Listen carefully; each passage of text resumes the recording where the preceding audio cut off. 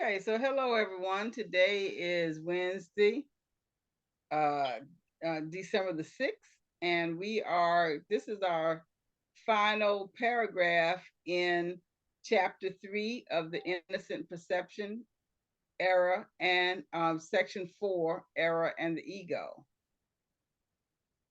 So this is going to be a good chapter to wrap us up, and I think it's going to answer a lot of questions about the era and the ego. Mhm. I can start in prayer. Okay.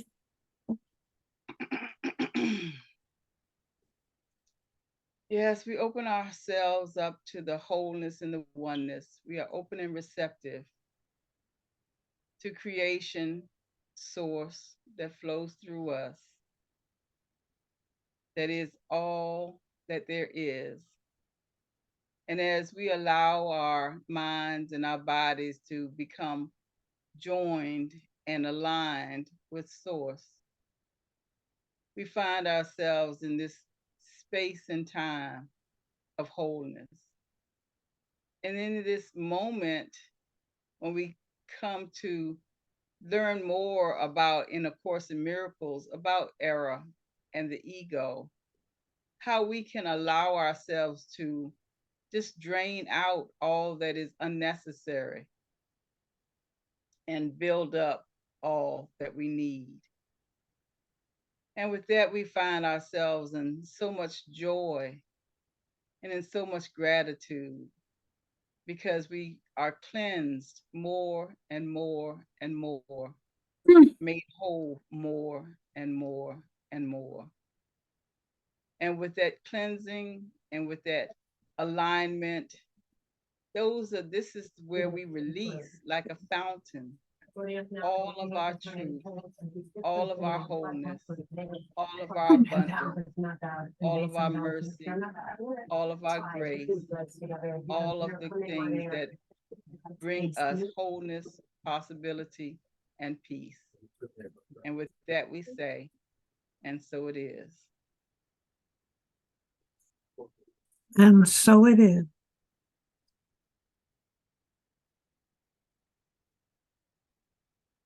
Would you like to start? Yeah. Hello, everybody. As has already been mentioned, we are in the last paragraph of the fourth section of chapter 3 in A Course in Miracles. And it reads as follows: God and his creations remain in surety, and therefore know that no miscreation exists.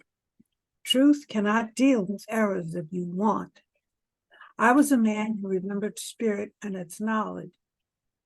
As a man, I did not attempt to counteract error with knowledge, but to correct error from the bottom up. I demonstrated both the powerlessness of the body and the power of the mind. By uniting my will with that of my Creator, I naturally remembered spirit and its real purpose. I cannot unite your will with God's for you, but I can erase all misperceptions from your mind if you will bring it under my guidance. Only your misperceptions stand in your way. Without them, your choice is certain. Sane perception induces sane choosing. I cannot I cannot choose for you, but I can help you make your own right choice. Many are called, but few are chosen. Should be, all are called, but few choose to listen. It's interesting.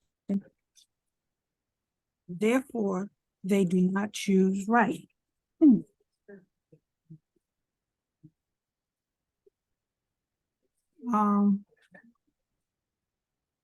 a minute. I lost my place. Oh, I see. Therefore, they do not choose right. The chosen ones are merely those who choose right sooner. Right minds can do this now, and they will find rest unto their souls.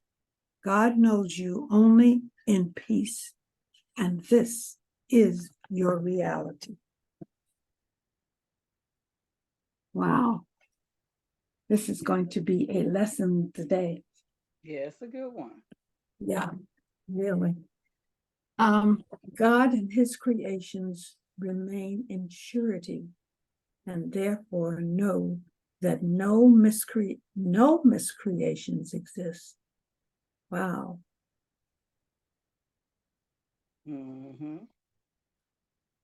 Yeah, because when you're sure of truth, you're sure.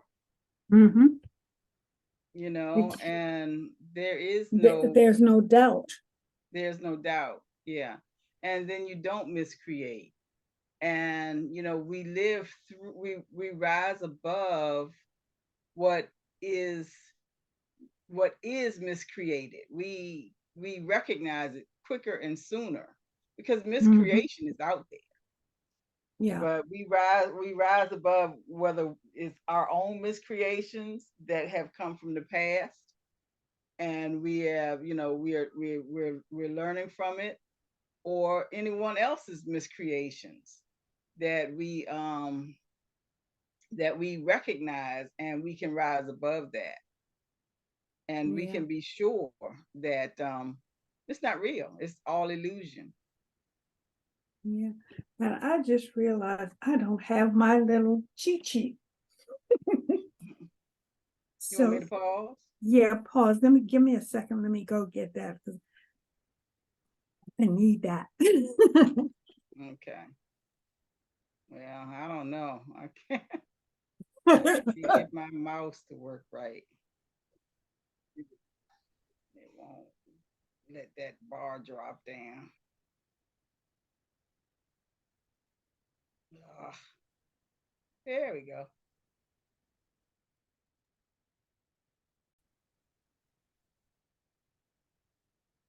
Okay.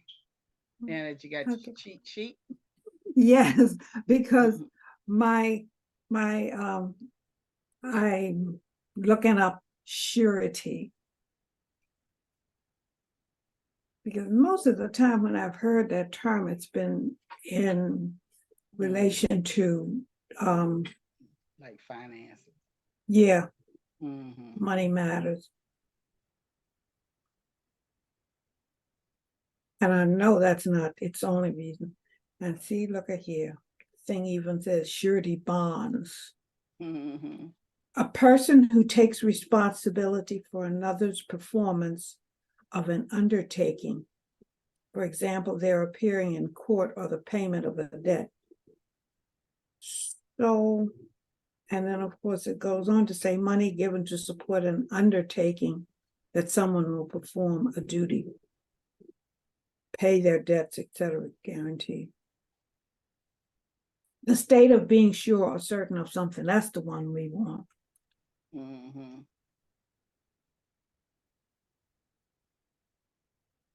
Oh, let's see. What does surety mean in the Bible?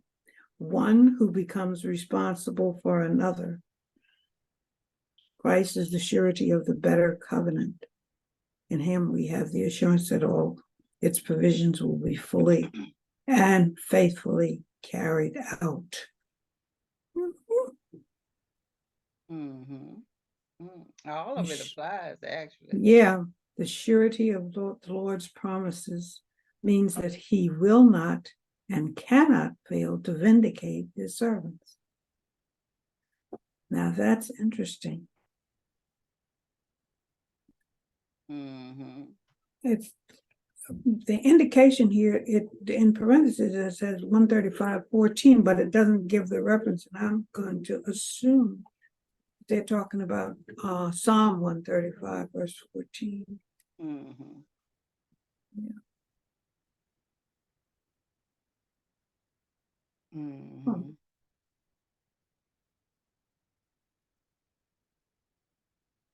Yeah. Okay. So God and his creations remain in surety. So that means And to me, that tells me that God is love. He's concerned. He cares about us. Mm-hmm. And whether you want to call him God, Allah, the creator, or whatever, we're all talking about the same spirit. Mm-hmm. And therefore, Mm-hmm. know that no misperception, no miscreation rather exists. Mm-hmm. And that, to me, that statement is very comforting and reassuring. Yeah, so it's only one thing. Exactly, Mm-hmm. exactly. Mm-hmm. And Excuse me. therefore, if we are in surety, God is in surety, then Mhm. we therefore know that no miscreation exists. Exactly, Yeah, and we just have to get used to that idea. exactly. Mm-hmm. And I don't know if it was yesterday or earlier today, I was thinking about how some people will they say that everything is all right, but then they'll turn right around and express a worry or a concern about something.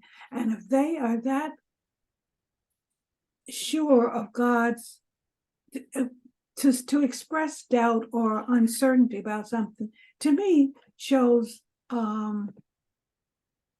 doubt as far as God, the creator, is concerned. So how can it be both? Yeah, I think that just like we were reading in the previous paragraph, there's a conflict. Mm-hmm. We're conflicted by what is a standard acceptable answer, something that we Mm-hmm. want to be true, even maybe, and what it is that we actually know and believe. Mm-hmm. If we are attached to the idea that um that this pain is here in my body and it's real and it Mm-hmm. won't go away unless there is medication or whatever, then that's the thing that I'm going to really believe in. Now I'm going to say the thing that I want to happen because that is also true for me. But if I am, it's which one am I really attached to? Mm-hmm. Mm-hmm. And I think that it just takes practice. It does. So, I don't think that either one is wrong. It's just that which one is just, that thing, which one do you feed the most? Exactly. Exactly. And I was just reminded of a story. I don't know whether it was a story or it was and when I said story, I mean something told to illustrate, like a parable told to illustrate a point, or whether it was a true event. But what it boiled down to, this holy person, I'll put it that way, was in meditation, in deep meditation, and a fly was on this individual's face. And I think the fly was moving around, but this person that was in deep meditation continued with their meditation. And somebody that was observing this was curious as to why he didn't, shoot a fly away with his hand. And I think the response, and I don't think, but the response was, and when I say I think, I'm just kind of paraphrasing what the response, the responder said, that if you are into that mind of spirit, then nothing else matters. Nothing else concerns you. You've shut all of that away from you. Mm-hmm. So, and that's what you just said. You know, the whole idea is if you are into that higher consciousness, that state of higher consciousness, then nothing around you should disturb you. Mm-hmm. Yeah. You want to read number 2? Truth cannot deal with errors that you want. Ooh. Truth cannot deal with errors that you want. So, in other words, the truth, what I'm thinking about now is the truth will set you free. Yeah. You Yeah. know, Mm-hmm. Yeah. that's what comes to mind with that. Yeah. And you know, and that is such an easy statement to say, but it's not always easy to do, Exactly. because you know we have to actually really know and want to know the truth. Mhm. And want to know deep down in our hearts and souls and consciousness. Because Yeah. if we're given lip service to something, but deep down inside, we have been programmed to believe something the opposite. That's like those, you know, the picture of the evil one on one shoulder and the good one on the other shoulder whispering into your ear. Which one are you going to believe? Kind of thing. And a lot of times we're not even aware of that evil that is buried in us. And it takes a lot of work It takes to work. Yeah. Mm-hmm. it takes a lot of Yeah. work. It takes Yeah. work and, Yeah. and desire. Exactly. Yeah. Yes. Yes, And then that's important. yeah.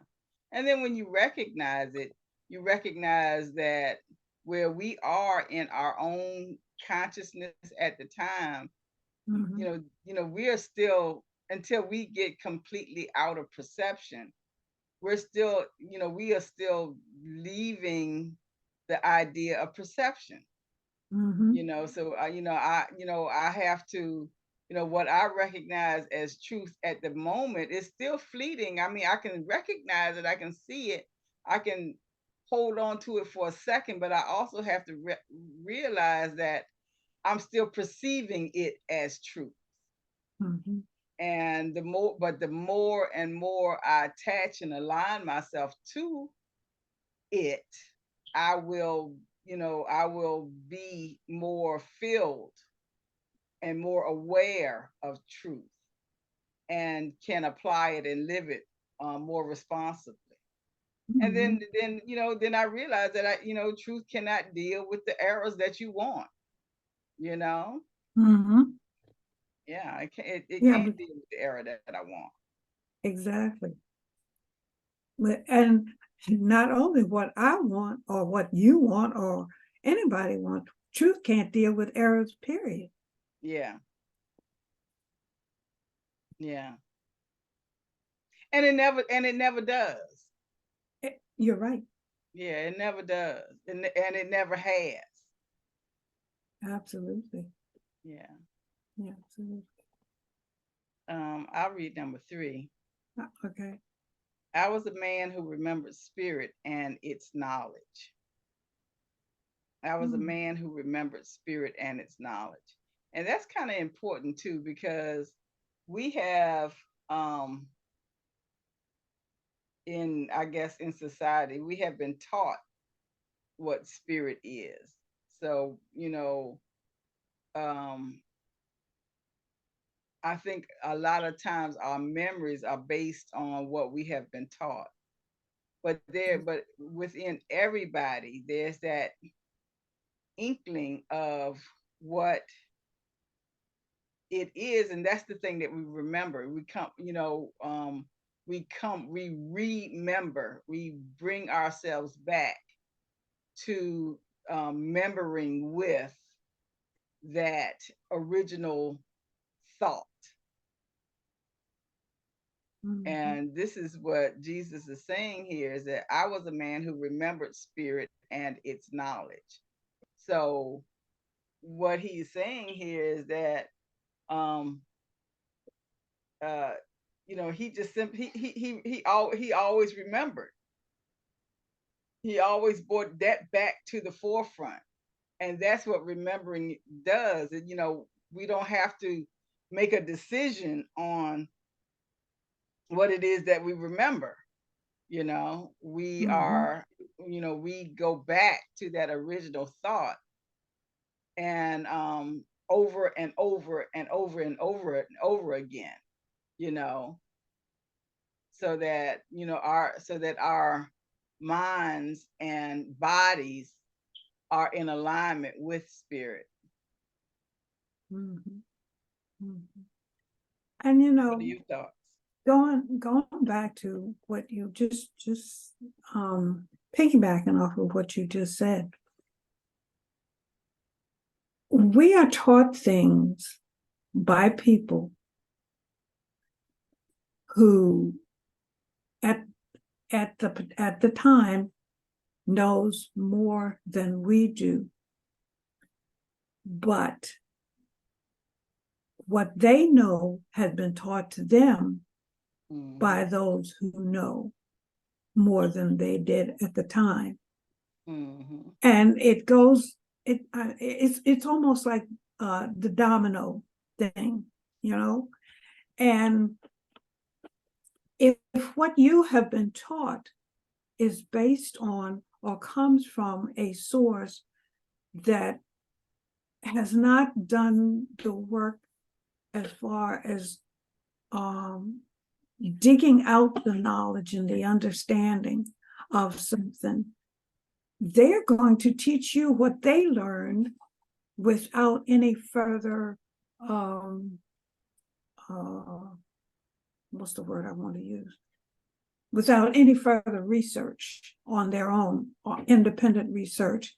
You tell me something and I'm going to take you at your word, but something in me says, go and find it out for yourself. It sounded like my mother now.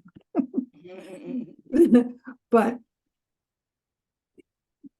she, and when I say I sound like my mother, because I would ask her something, and if she knew the answer, 9 times out of 10, she would tell me, go and find it out for yourself. That's why we have these books.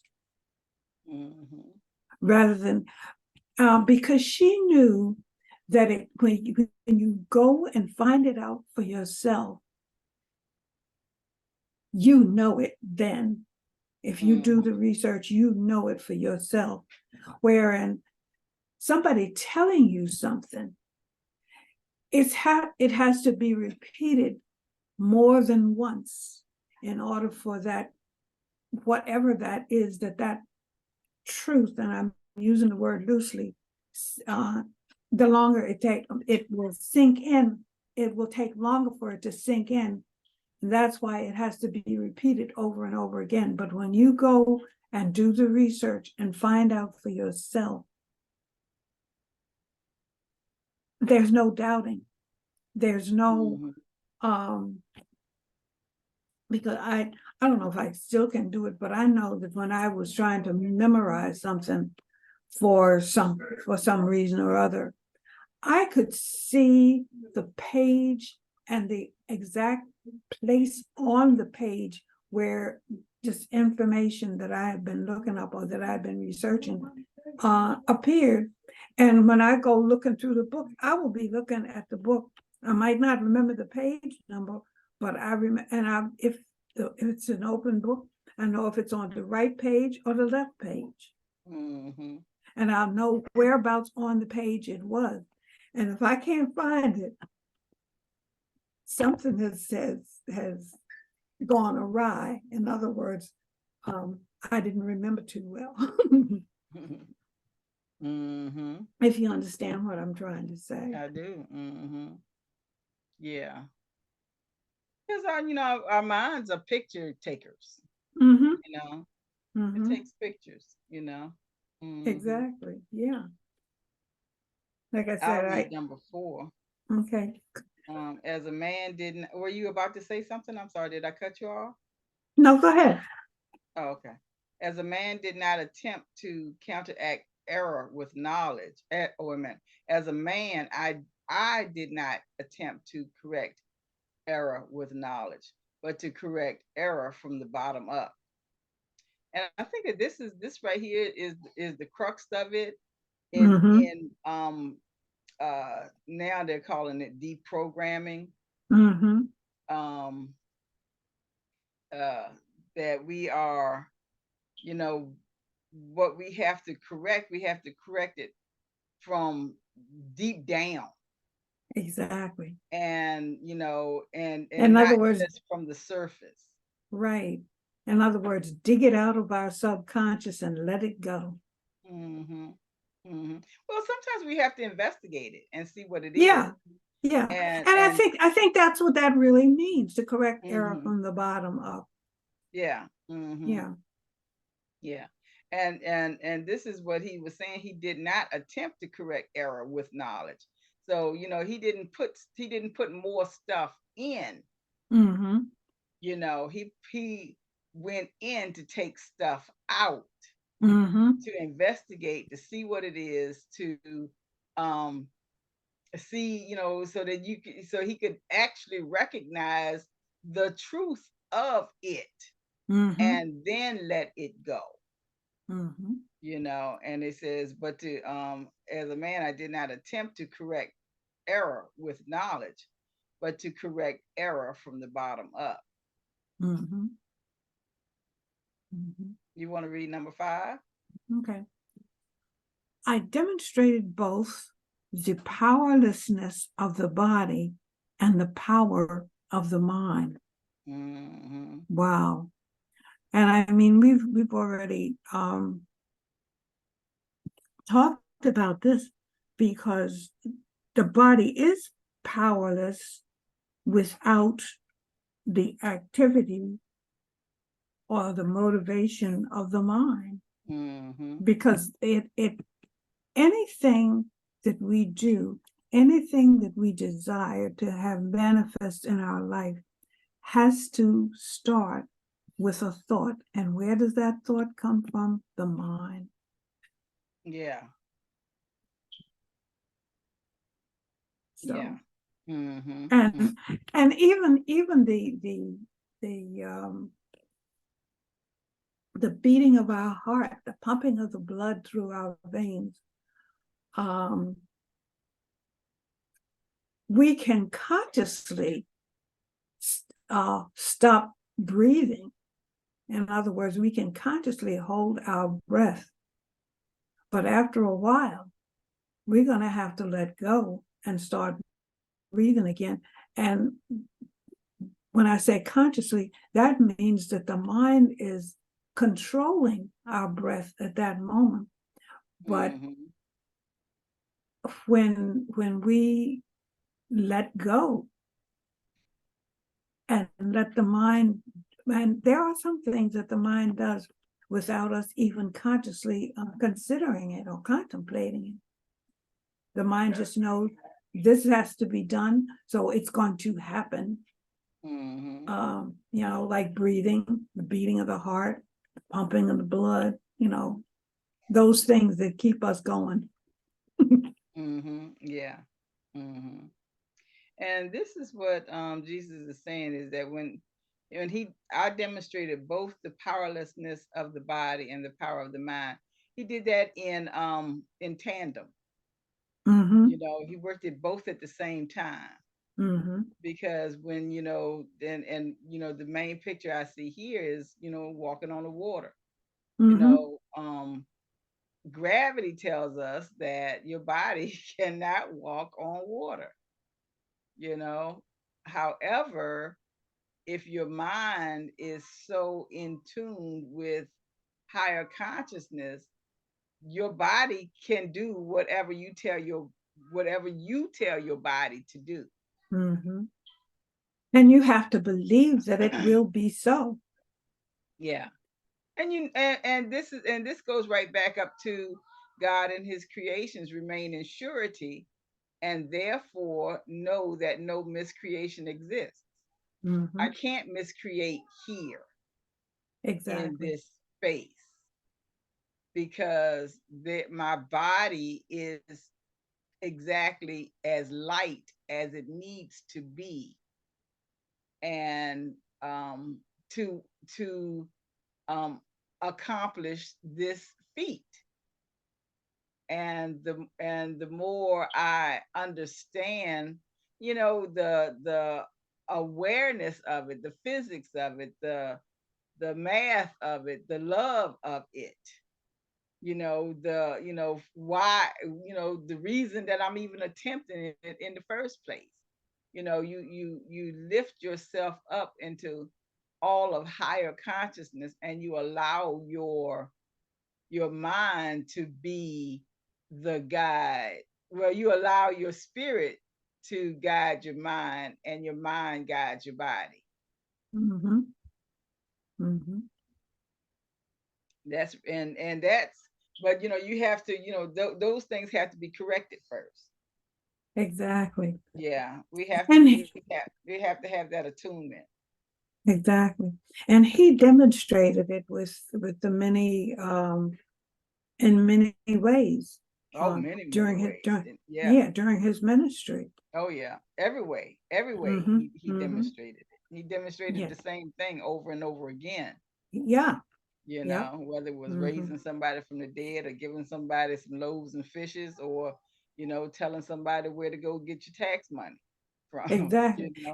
And the irony, the whole thing is, he says, I can do it, so can you. So can you. Yeah. Mm-hmm. Yeah.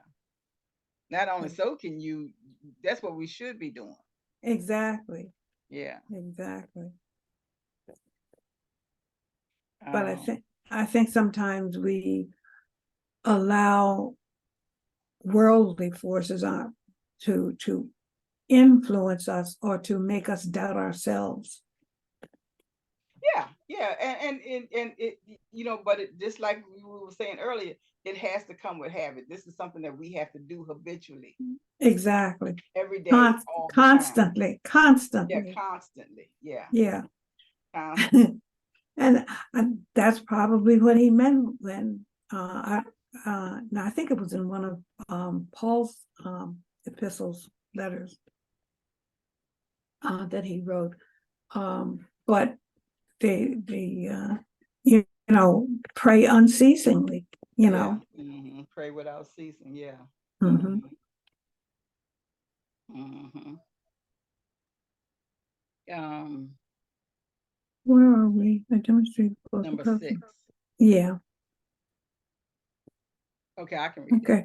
Yeah, go By ahead. uniting my will with that of my creator, I naturally remembered spirit and its real purpose. And I think that that's the that I I naturally remembered spirit and its real purpose, because Mm-hmm. we have such a I'm gonna say a fear Mm-hmm. of the supernatural. We call it supernatural, as opposed to saying it's just natural. you know Exactly. Yeah. when we see something happening that is out of the ordinary for um the personality, Mm-hmm. you know um first there's some signs of amazement, then there's some signs of wonder, then there's awe, then there's spectacle, and then Mm-hmm. we have to decide in our minds, as which layer are we looking from. But that's all a part of perception. And Mhm. when we leave that whole idea of perception, we don't see the error of it. You know, Exactly.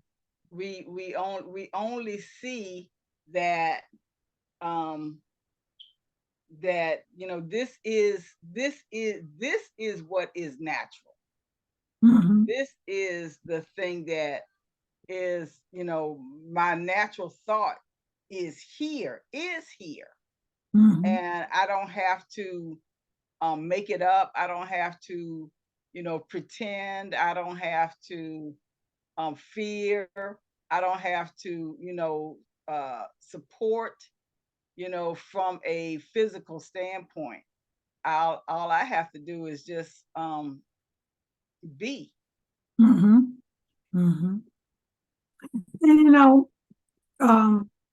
an earlier point that you made, I, in my opinion, I think a lot of the things um, that has brought about the dogma of organized religion um, was not understood by those powers that be. They didn't want, well, I'll just say it, put it this way. They probably didn't want to take the time to try and understand the what they might have called the miracle of some supernatural something happening. And because they didn't know what it was and they didn't understand it, they saw it as frightening, so they forbid it, Yeah. you know. But to me, the more I delve into this whole idea of metaphysics and some of the things that I'm learning on this journey, tells me that there is really nothing to be afraid of. Mm-mm. Because if you trust the spirit, the creator, the source, the universe, it's not going to steer you wrong. It's not going to take you in dangerous places. And I'm getting to the point now that when I read my Bible, I'm seeing these things more. They're like jumping off of the page at me. Why are they saying this? Why do they doubt? Because that's all it is. It's doubt and fear that is holding people back off. And they're afraid of, shall we say, you're so afraid of somebody overpowering you or taking advantage of you, rather than opening yourself up to their love and seeing them the same way, or I won't say the same way, but seeing them as a brother or sister that is equal to you and they mean you no harm. So what do? You do something to cause them harm or pain or hurt. And what does that do? That motivates them to come back at you with pain and hurt. And if not you, somebody else. Mm-hmm. And again, it's like a domino effect. Because if you give love, you'll receive love. Mm-hmm. Mm-hmm. Well, this atmosphere, and I mean that literally, Mm-hmm. is can be a trap. We gravity holds us here. Mm-hmm. And so gravity has to do with recognition. You recognize what is um, what is, down, and we recognize what is up. Mhm. And we build theory around it, and then we also adhere to it, because we are attached to the atmosphere of this third dimension. Mhm. Mhm. And as we continue to release ourselves from the patterns of only this understanding, and we open ourselves up to a newer concept of who and what we are.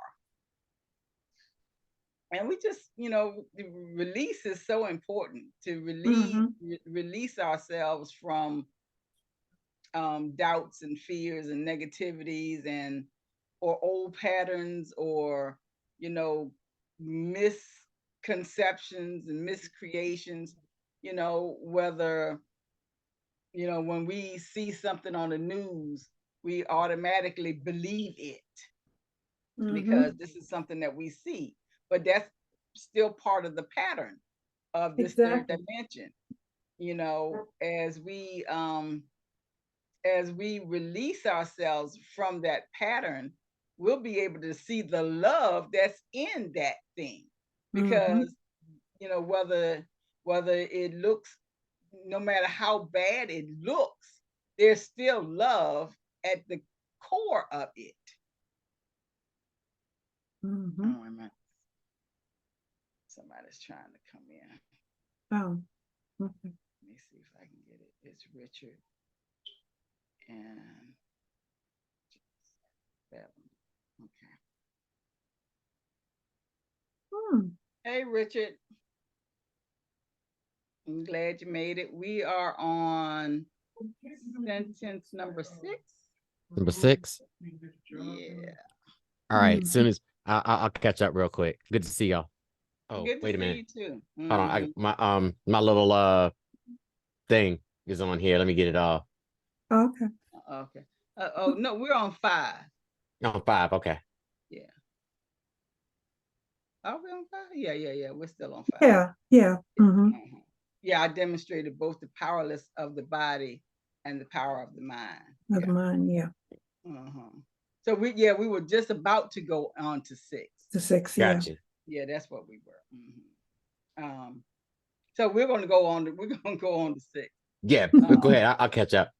Okay. By uniting my will with that of my creator, I naturally remembered spirit and its real purpose. And so that's where we were. Mhm. By uniting my will, and that's the whole thing of it, is that ego wants to do it on its own.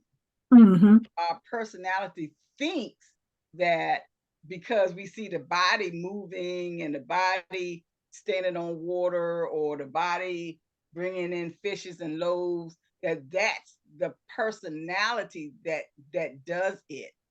We As we begin to understand that it's creation itself, it's source itself, that is Mhm. that is in us, that is operating the hands and operating the feet and operating the physicality that goes around it. That's the thing that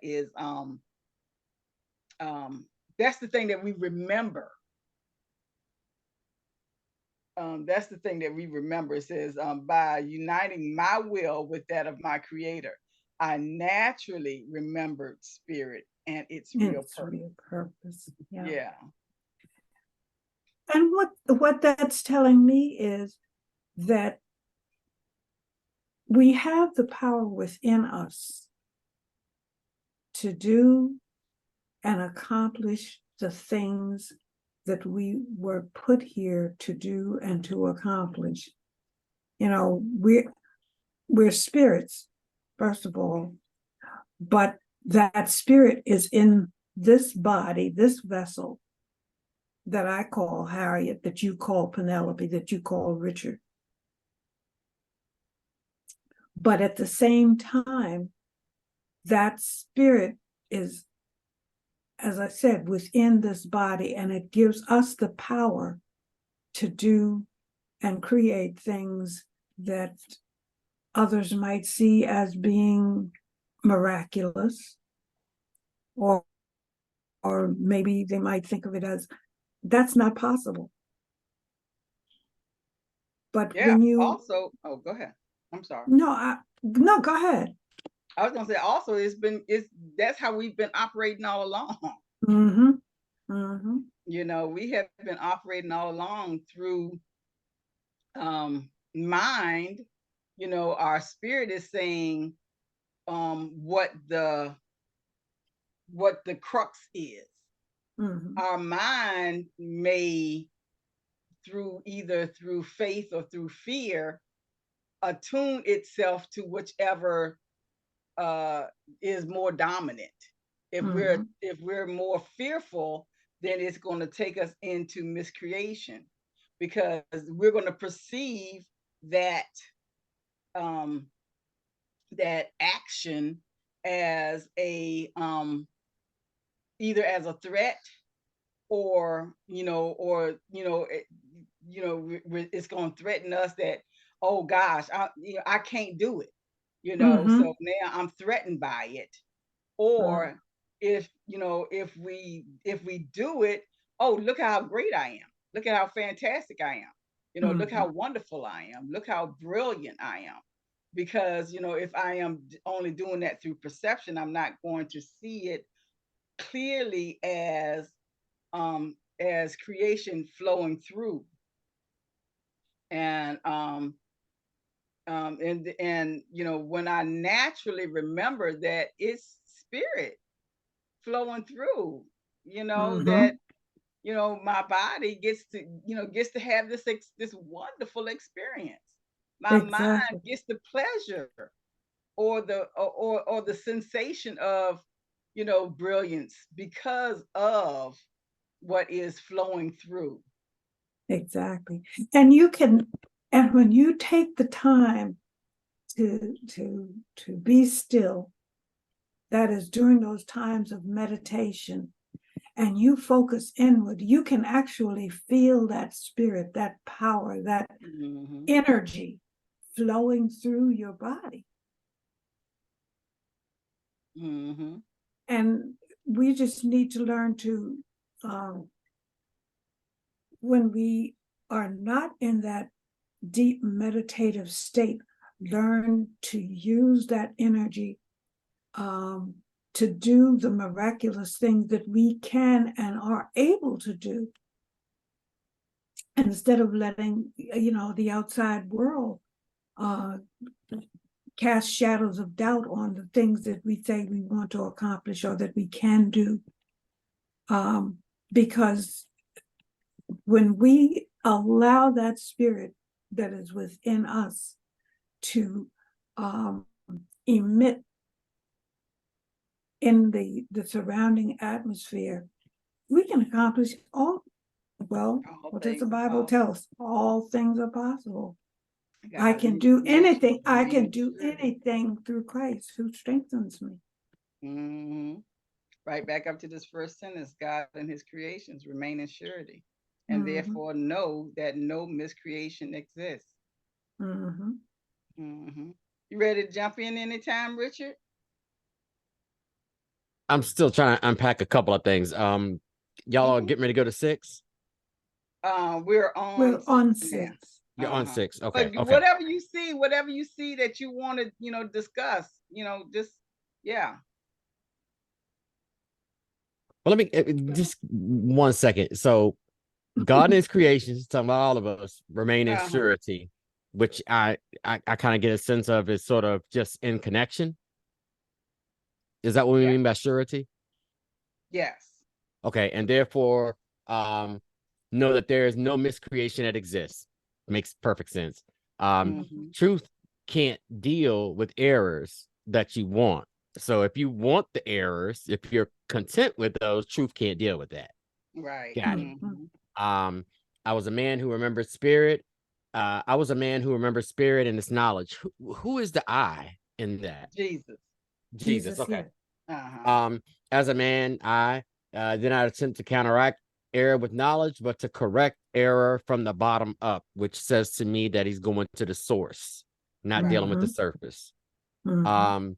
And he demonstrated both the powerlessness of the body and the Mhm. power of the mind. We think about the crucifixion, how the body was damaged, but that didn't damage the spirit. Mhm. Um, and even just Jesus going into that circumstance, knowing what it was gonna happen, knowing that he had divine powers to make that not happen, Right. Mhm. and it was his mind that took him through that. That's powerful to me today. Mhm. Yeah, And it then is. by uniting my will with that of the creator, being in alignment, I naturally remembered spirit and its real purpose. That sounds like me today. Okay, dope. I'm up. I'm up. I'm here. I'm good. Okay. Mm. Yeah, because when we naturally remember that spirit is who we are, Mhm. then and I think that this is a great practice, and it's something that I have known for a long time in theory, but I haven't always.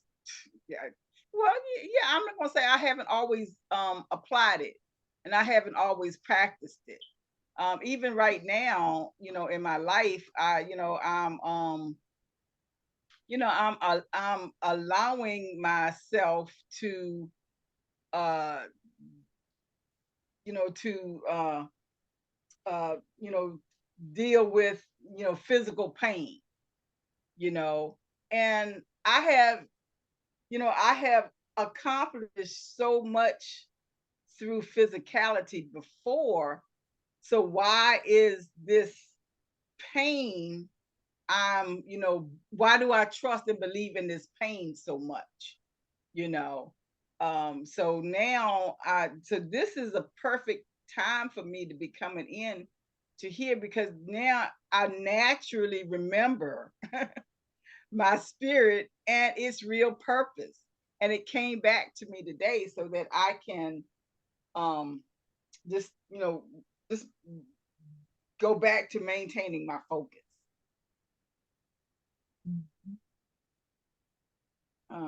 Would anybody like to read number 7? Sure. I cannot unite your will with God's for you, but I can erase all misperceptions from your mind if you will bring it under my guidance. Which, just off of the strength of that, I think it's a call to us to recognize that these are things that we have to be proactive in addressing. That is not going to be Mhm. done for us outside of us.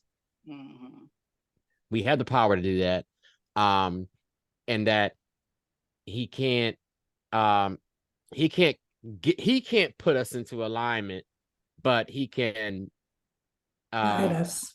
guide us into dealing with all of the misperceptions, which I find that fascinating when we accept the idea or just the understanding of Jesus as being in us rather than Jesus being external to us. Mm-hmm. Yeah. Mhm. I think Mhm. that's what I'm finding is interesting, is that it always comes back to us at our core selves. Mm-hmm. Yeah, that's it. Mhm. Mm-hmm. Well, that's one of the main cruxes of metaphysics, is that we are the Christ. Mhm. And sounds very blasphemous. Yeah. But when we stop thinking of Jesus in the ego form or personality form, and we see the essence of life itself being who in each and everything that's living, not just people, but the plants, the animals, the the earth itself, all of that is a level of the kingdom of God. And And each of these aspects, um, they ping off of each other. And and if I, once I get to see myself as Christ, I can see the Christ in you. And we say that mhm. all the time. I see the Christ in you, but yet we're only looking at the ego personality of that other individual. We're looking at their face, the skin, their body, what kind of car they drive, where their house is, how much money they got. We're looking at all of that stuff, but we're saying words, but we're not allowing those words to actually become what we know to be true, because it's a fearful thing to think that we are Christ. It can be Yeah, a fearful thing. yeah, but when we stop and think about the circumstance that brought him to this planet, to this earth, it was unusual, and that's why he is a good example for us to follow. And he is showing us that we have that power by the way he lives, because he's constantly saying, I can do it, so can you. Yeah. Whatever I do, you can do. I mean, he's telling us this all the time. But why do we not believe? We say, I can do all things through Christ who strengthens me. But do we really believe it? And I think that's where the weakness or our downfall is, because we say things and then we turn right around and show that, yeah, I said it, but I'm not sure of it. And that goes back to that remain in surety. We have to be sure of it. Mm-hmm. Yeah, and it has to become a habit. Exactly. It And has to be a habit. Yeah. and we have to just constantly keep telling ourselves, and like the Bible tells us, pray unceasingly, continue to pray, always pray. And every time we open our mouths, every thought that we think, every time we say, utter something, we are, and this is why it's so important that we be aware of our thoughts, what we're thinking, whether we're thinking consciously or unconsciously. And if we consciously thinking erroneous thoughts, we have to program ourselves, remind ourselves, hey, no, I ain't dealing with that. I don't want you. Get away from me. Get you behind me, Satan, kind of thing. And I think when we begin to program ourselves, the best way I can phrase it, when we begin to program ourselves in these positive ways, we can be better. We can be examples for those who are observing us to try and emulate us, because we are being Christ-like. So therefore, and they want what we have, the joy, the happiness, the freedom, the love, and all of those aspects that we obtained as being Christ-like, or as being followers of Christ, or Buddha, or any of those great masters. Mm-hmm. Your thoughts, Richard? Or did you start us off? I started y'all off on 7. Okay. Okay. Number 8. Only your misperceptions stand in your way. Yeah, there you go, right there. There it is. There you go, right There it is. there. Mhm. Only your Wow. misperceptions stand in your way. And it's not, and when we, you know, we look at it so individually, and that's the thing that brings shame, it brings guilt, it brings, you Mhm. know, a troubled mind, it brings conflict.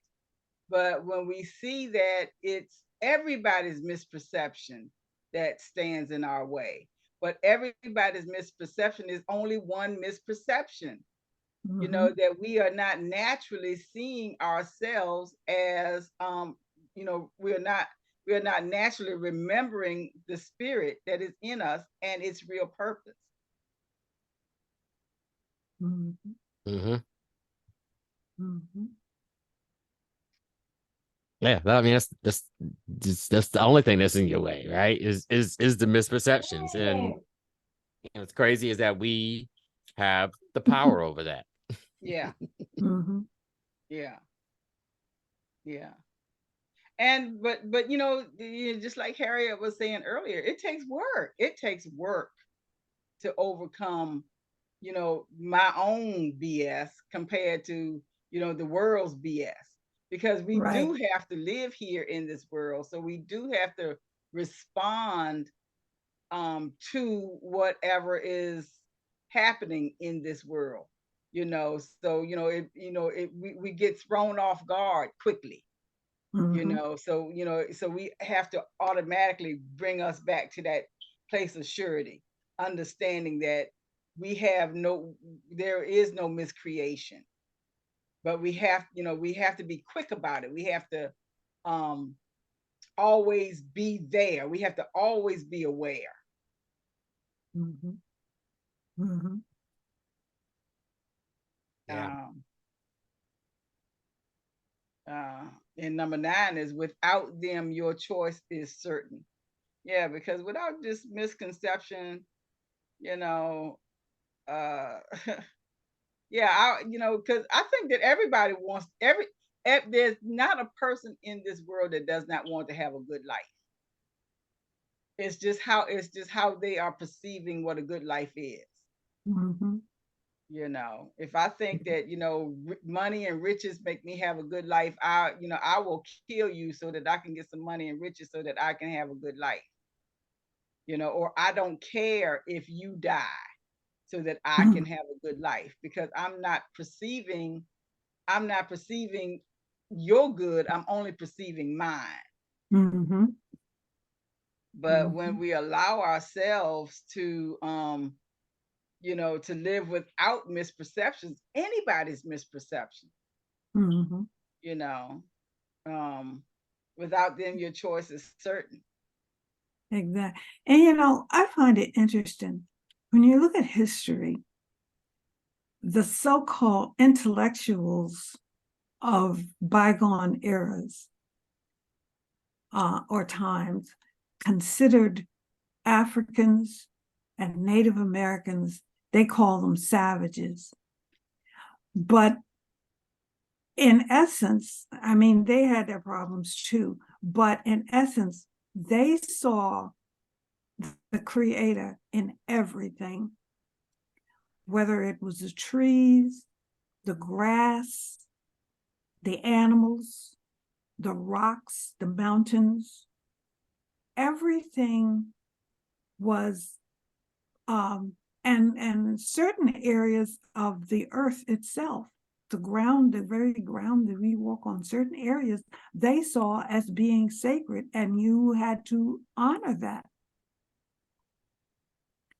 And for the most part, um, and the other thing too is, I'm not sure of the way the Africans looked at it. And when I say Africans, I mean the continent of Africa. But with Native Americans, they saw the earth as not something that I owned or that they owned individually. It was something that they shared with each other. And whatever the earth produced, they shared with each other within their communities.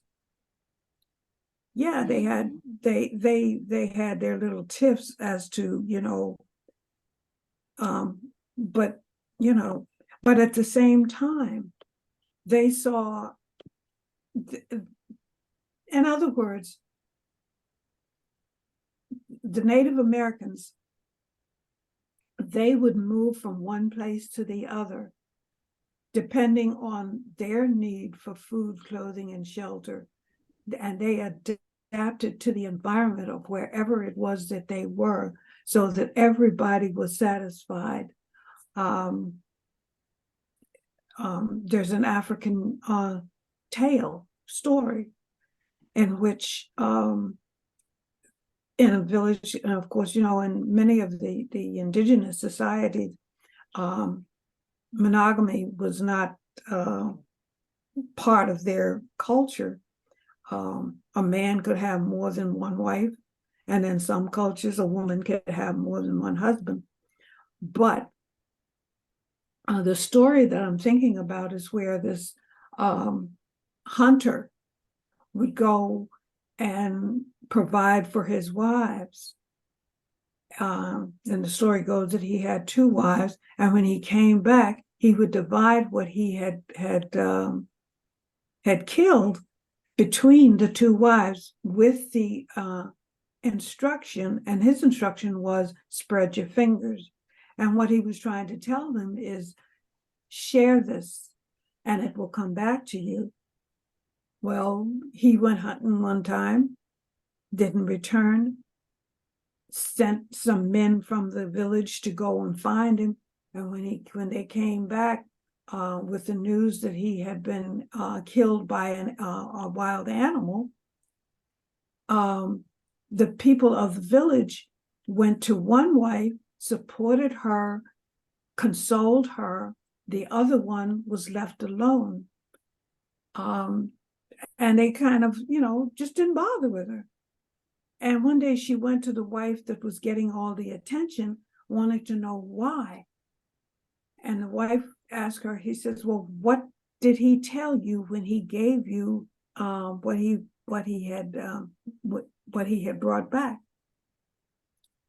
She said to spread my fingers, and I would prepare it. I would go to the door of my hut. I would spread my hands, in thanks. Mm-hmm. And then I would go and enjoy what he had brought back to me. And wife number 2, that's not what he meant. The wife that was approached as to why she was being given all this attention, she says, what he was trying to tell you is, yes, spread your fingers. But when you spread your fingers, you're letting go of things. You're opening your hands to let go. And when you let go, you're making room for more to come in. Oh, okay. And Let's move on to number 10 because it's 6:15. oh my goodness, I know it was Yeah. that big. Yeah, we got a lot to go. Yes, yes, we do. Sane perception induces sane choosing. So I'll do 10 and 11 at the same time. Sane perception induces sane choosing. I cannot choose for you, but I can help you make your own right choice. And this is saying, when we come back to this place of sanity, when we're no longer, we no longer have a conflicted mind, we're in a place of peace, then I don't have to depend on somebody to tell me what to do. I know how to make my own right choice. Anybody else's ideas right here on 10 and 11? Sane perception induces some choosing. And I cannot choose for you, but I can help you make your own right choice. And what he's saying there is that whatever you choose to do, if you do it with the right attitude, with the right perception, that you will make the right choice. But it's just like when somebody comes to you and say, well, I've got this dilemma, and then they relay the story, and then they'll ask you, well, what should I do? And my response just to a question like that is always, this is what I would do. Because I know what I have to deal with. But what I do and what you do what I do might not be good for you. You have to think about it and make your own choice. Mm-hmm. What about you, Richard? Your thoughts on Um, 10 and 11? yeah, I was gonna say, like, come even from 9, like the choice is certain when you're moving out of misperception, same perception gives you same choices. I also think that when we're talking about in this context of being sane, I see that as being in alignment. And so Mhm. and so for me, that really is when it says I can't choose, Jesus can't choose for you. But if you tap into your Jesus, your Christ consciousness, Mhm. Mhm. he can help you. That energy can help you, kind of make the right choice. Mhm. Mhm. Mhm. Mhm. Mhm. Anybody want to read 12? Mhm. Many are Many, called, but few are chosen. It should be all are called, but few choose to listen. And I love that. And that's gonna get posted. Because I think what this does is it says that everyone has equal opportunity, equal access, equal Mhm. ability Mhm. to Yeah. navigate this if they choose to listen. Yeah. Mhm. And therein lies lies the issue is that, and I would even say that maybe it's not that people choose to listen as much as it is them being open to that open to the fact that they have the power and they don't have to be stuck in that place. Yeah. Mhm. Mhm. Mhm. Yeah, I say that, I say that too. That is a great sentence. And and I think that, most of the time, Harry, you had, spoken earlier about, what the confusion is. I think the confusion came from uh words that were not necessarily accurate from the Bible. And the Bible was placed as the word of God. So you couldn't Mhm. change it. You couldn't change the thought. It was what somebody said it was. And so you could, you had to keep it that as it is. And when we are saying, if something was misconstrued from the beginning, it is going to be misconstrued at the end. Exactly. So this line right here is a great line because all are called, but few choose to listen. Are you going to hear what you hear in your heart, or are you going to hear what you hear in your head? Mhm. Um, let's see, 13. Therefore you do not choose right. If you're Right. That's not just what he listening, was saying. yeah, exactly. You don't choose And right when you're not choosing right. if you're Right. not listening, yep. Yeah, yeah. And but but that goes right back to that first sentence again, and I can't remember what it was that about misperception is I won't miscreate. I cannot miscreate. But if I'm holding on to fear, that's the only thing that I am going to create is more fear. Right. Exactly. Um, Yep. let's see, 14. The chosen ones are merely those who choose right sooner.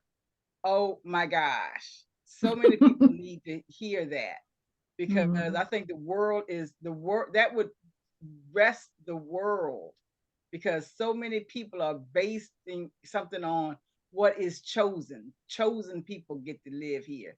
Chosen people get to do this. Chosen people get to have this job. The chosen people, and the chosen people look like us and don't look like you. Mhm.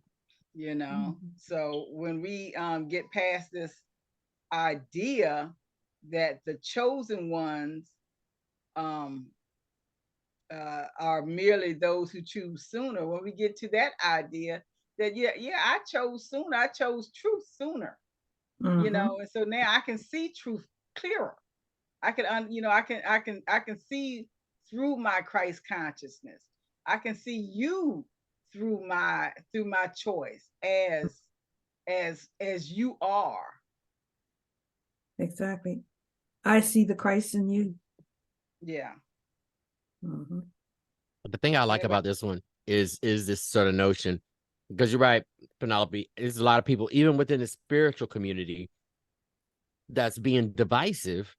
They're talking about who's chosen, the 144,000 are chosen, Mhm. and I keep getting pushback from the ancestors on that, um, largely because that's just another, like they make it seem like, well, this body of spiritual people are the chosen ones. Well, what about the rest of us? So the rest of Right. us, like everybody has equal opportunity, and so yes, I like that idea. Is that the idea of being chosen is the chosen ones are the ones who chose themselves to Mhm. listen. It's Mhm. It not. just Mhm. it just goes back to where's it says, many are called, but few are chosen. Should Yep. be all Mhm. are called, but few choose to listen. So yeah, you're chosen if you choose to listen, but if you choose not to listen, then and also too, when we look at what we call the Bible today, the standard seems to be the King James Version or the New King James Version. But the King James Version was translated from another version, and the original writings were done in either Arabic or Hebrew. And Mhm. when you even in today's modern dictionaries, and I think the standard now is as far as history of words and all is concerned is the Oxford English Dictionary, and they give the history in the Oxford English Dictionary. They give the history of words, and when we look at the ancient definition of some words, they are altogether different from what we know them from the way we see them today. Some words are, Mhm. and to transcribe something from one language to the other, things get lost in translation. Mhm. So what they are called the Word of God is words that are inspired by God, but have been translated over time. And maybe we've lost some of that meaning in the Mhm. translation. Mhm. I agree with that. Mhm. Mhm. 15 and 16, we read those together. Okay. Right minds can do this now, and they will find rest unto their souls. God knows you only in peace, and this is your reality. Yeah. Getting back to Mhm. that, you know, right mind. I think this is how the chapter started with the right mind and the wrong mind. You know, getting back to that part where the right mind is the mind that chooses consistently truth until it can recognize truth as truth, and we steer away um, from perception and the shadows of perception to the, you know, the full light of truth. Mhm. And that's the thing that brings us peace, and that's where, and that is really our real reality, where we think that the this world, this manifested world, is reality. This is really only illusion. This is the Mhm. shadow. Anybody Mhm. else's thoughts on 15 and 16? Um, Go ahead, Aria. no, I was just going to say, and this is kind of my roundtable too, is looking at the lesson for today And when you think about the innocent perception, error, and the ego, today's lesson just kind of, I would say, brings all of that together, and it gives us food for thought, and it makes us, to me anyway, just look at what I've been taught and what I'm learning as I explore the spiritual journey that I'm on. And it makes, to me, it makes a whole lot more sense. It gives me more consolation, and it just gives me peace and comfort. Yeah. And Yeah. How about you, Richard? Um, if you right minded now, and if you choose right, you're gonna be good. mhm, And I think the core thing that I really like out of these two is that second verse. God knows you only in peace, Mm. and this is your reality, not the wrong perception that we've created, Mhm. but that's the reality. And I think, you know, as I have been working with the Sea Bears method today, I think it all still comes back down to, you know, what you believe. Once you mhm, believe the truth as we understand it, then right perception, get away from wrong-mindedness, you'll mhm. choose it right, you'll be on your path. Mhm. Really, Mhm. really. Mhm. You shall know the truth, and the truth will set you free. Will Mm-hmm. set you free. So I guess I'll give my round. Was that your round table too, Richard? Yeah. Okay, so I guess I'll give my round table as well. This has really been a great chapter, a conclusion for me, because this concludes this section 4. This has been a real, because like I said, you know, I am um trying to understand why I am accepting this concept of pain, you know, in my body. And now I'm understanding, you know, some things have, you know, there was some stuff that I had forgotten. I remember that I did it, but I didn't know, I couldn't remember how it was done. And Mhm, now that I saw this today, now I can remember how it was done. mhm, So, you know, and it's through patience, being patient with myself, loving myself more, keeping up with my affirmations, seeing what it is that I believe and why I believe it, you know, making, you know, and making right, changing the concept, because I know what I know. It's just that I got mhm. to put myself in alignment with what I know. And so this today's session has really been an excellent session for me Right. And time to pull out that Louise Hay book. today. Yeah. Well, that's it for today, everybody. Let's see. Tomorrow we have I am in the morning from 11 to 11:30. Then we have flight from 7 to 8:30. And this weekend on Saturday we have our first sessions on holistic healing. So I'm really excited about that. This is going to be our first session, and we want to do something that has to do with spirit, mind, and body. So we'll do something tactile by using our castor oil. We'll put Mhm, some, you know, we'll either put in some tarot, some chakras, some philosophies that we deal with. But then also we want to put in a blend of meditation and to honor our, you know, our Christ consciousness, to build from there up. You know, I like this mhm, that came in earlier today, that, you know, we got to build from the bottom up.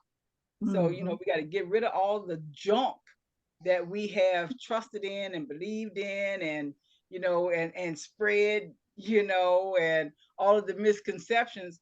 And we're going to combine all of the philosophies that we study here in Inner Haven. We're going to put them together as one is in the package.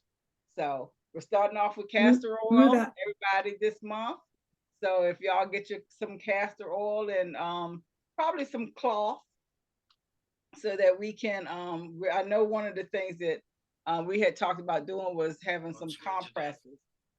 So creating some compresses, and then we'll just go over castor oil as a whole.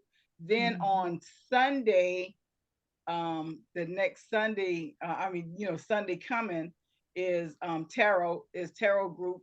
And with tarot group, we're going to be working again with our spreads, but we're going to be really working on intuition, how to build intuition, how to put ourselves in alignment with what our readings are, how to trust what we're reading, how to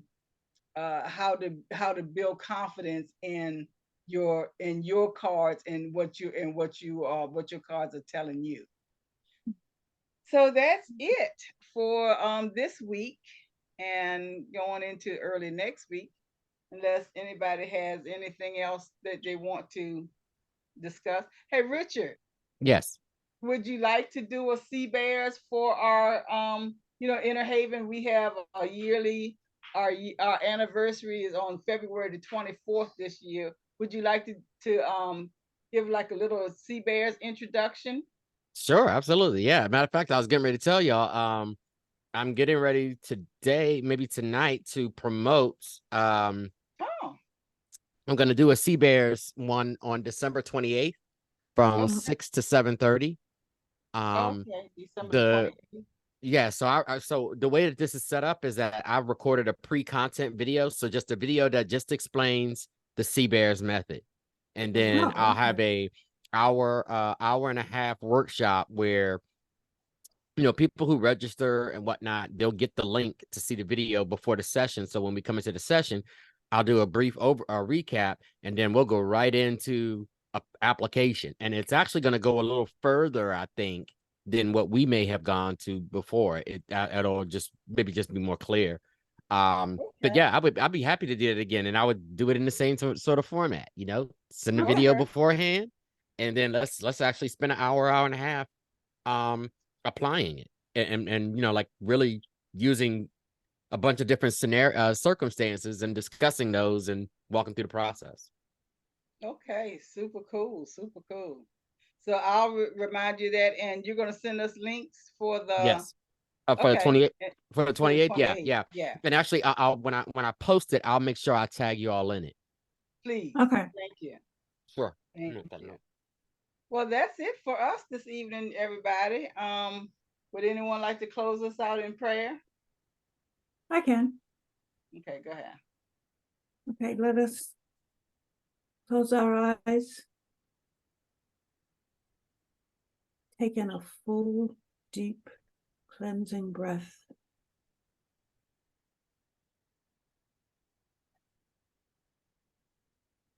And as we let go all of the cares and worries of the day, surrounding ourselves with the white light of love and protection, keeping us safe from all of the evil forces that might be lurking in the shadows. And let us show our gratitude for this time that we've spent together, and the knowledge that we've gained as we discussed this Course in Miracles, differentiating the ego and the errors that we might encounter as we go about our daily lives, helping us to cleanse ourselves of those errors and that ego mindset. And let us be grateful and send prayers to those students that have been so terrified to stay out in Nevada by someone who was not in their right mind. And with that, I say, and so it is. So it is. And so it is. All right, everybody. All right. Thank y'all very much. Great session. Thank Loved you. That was a great session. Yes, it was. Love you all. Love you. Bye. All Bye. right, bye.